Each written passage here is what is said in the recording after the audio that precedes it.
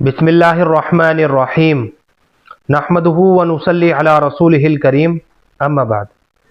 मोहतरम नाज़रीन इकराम, एक साहब हैं मोहम्मद अजहर साहब, इनकी जानिब से कमेंट है, अस्सलामु अलैकुम, इसबाह नाम रखना चाहिए, प्लीज़ इसका मतलब बताइए। वालेकुमुस्सलाम व रहमतुल्लाहि व बरकातुहू। जी, इसबाह नाम बच्ची का रख सकते हैं, इसके अंदर किसी भी तरह की कोई ख़राबी नहीं है। बच्ची का इसबाह नाम रखा जा सकता है और इसका सही तलफ़ुज़ जो है ना स्वाद के साथ है। आप इसका सही तलफ़ुज़ अच्छी तरीके से समझ लीजिए।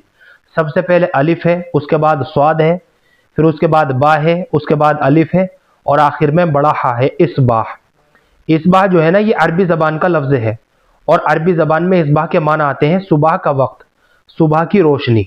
यानी जब दिन निकलना शुरू होता है अरबी ज़बान में उसको इसबाह कहते हैं, यानी दिन का इब्तिदाई हिस्सा। बाहर कैफ ये जो है ये मुख्तसर सी मालूमात थी इसबाह नाम की।